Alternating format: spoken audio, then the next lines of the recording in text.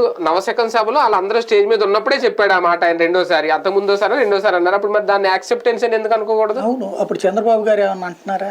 అనట్లేదు, అదే కదా నేను అనేది. బలమైన శక్తిగానే ఉన్నామని చెప్పుకుంటారు కానీ బలహీనం అన్నదే నీకు తెలుసు కానీ ఒప్పుకుంటారా ప్రాక్టికల్ గా? దానికి మీరు చెప్పినటువంటి దానికి పొంతనుంది. అయితే పవన్ కళ్యాణ్ చెప్పింది నిజమే, అంతే కదా. బలహీన పడకపోతే తెలుగుదేశం పదే జనసేన పొత్తు అని మాట్లాడుద్దా? ఎందుకు మాట్లాడుతోంది? ఖచ్చితంగా బలహీన పడ్డట్టే. కానీ గ్రౌండ్ లెవెల్ ఆ మాట అంటే కేడర్ దూరం అయిపోతారు, బలపరిచినటువంటి వాళ్ళు వెనకాల చేరుతారు.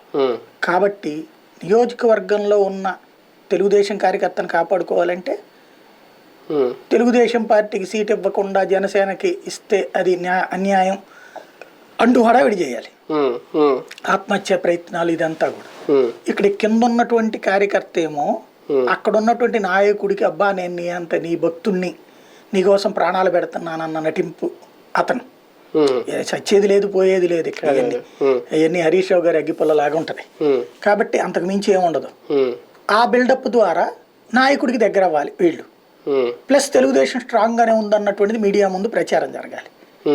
అదే సందర్భంలో పై నాయకులు ఏంటి, సీటు ఎట్లాగో ఇచ్చేస్తున్నాడు, అవతల ఉన్నటువంటి వాడు రేపొద్దున డామినేట్ చేయకూడదు. చూసావా నాకు ఇక్కడ ఇంత తలనొప్పి ఉంది అంతా నా మీదనే పడుతుంటే మా చంద్రబాబు చెప్పాడు కాబట్టి నీకు మద్దతు ఎత్తనానయ్యా నువ్వు అనేవాడు. అంటే సమ ఉజ్జీగా చూడబడాలి.